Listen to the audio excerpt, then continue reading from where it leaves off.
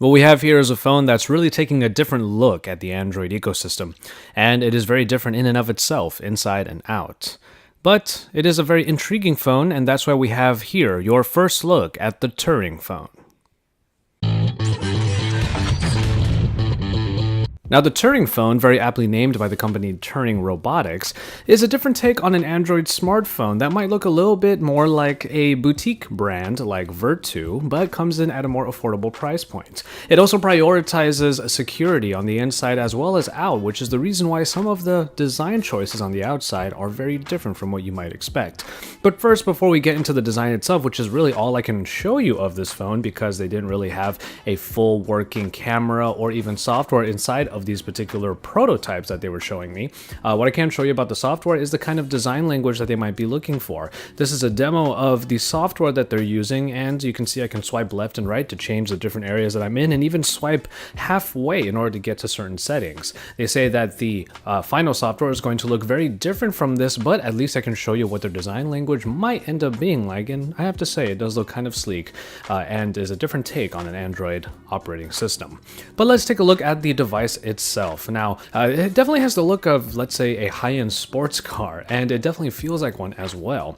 The phone will remain pretty light, not too light as to suggest that the materials are not sturdy, and that in and of itself is a big portion of the Turing phone's appeal. The fact that more than half of the phone on the outside and also in is made up of a material called liquid morphium. It's a very strong material that's able to withstand a lot of shock and a lot of punishment without even breaking or much less getting too many dents and scuffs, at least compared to plenty of the other types of materials that we see in the Android space. They even were gracious enough to give me a small piece of liquid morphium to mess with myself, and you can see here I have a hard time breaking it, much less even bending it, and the sound that it makes when it falls on the ground is a little bit telling of just how sturdy this material is.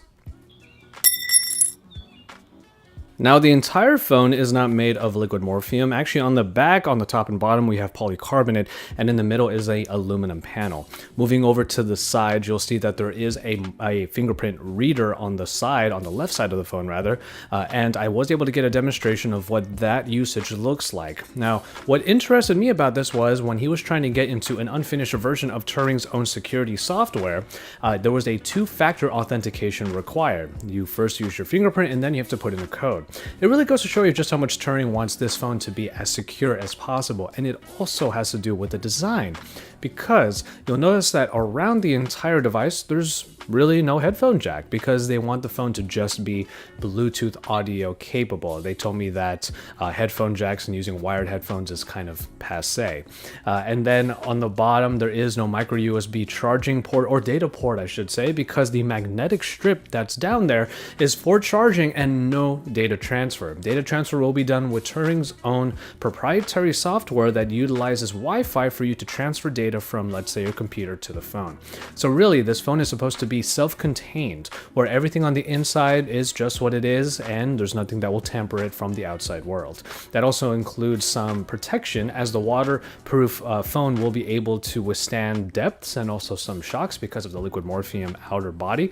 But one interesting fact about the waterproofing is that all of the innards are coated as well. So even though there are some open areas in the design where water might seep in, it's not going to keep the phone from working. And you just have to shake off the water and you should be good to go, because not only is the outside coated for the waterproofing, but every little part on the inside is as well. So we are going to get our hands on a review unit pretty soon, but the phone is going to be available for pre-order starting on July 31st. The 16GB version will go for $610, which is a pretty low price point considering that phones with this kind of attention to detail tend to go for even more, like for example phones by Vertu. From there you can go from 16GB to a 64GB version that will go for $740, and a 128GB version that will go for $870. So this is a look at the Turing phone, mostly at the design because these particular prototypes were all that I was able to look at. A very short look at software, not even the final finished product, but you will just have to wait for my review unit to get here and I'll give you all of the details about the Turing phone at that point. So make sure you keep it tuned to Android Authority for even more about the Turing phone, and keep it tuned here for even more from all of us here at Android Authority, because we are your source for all things Android.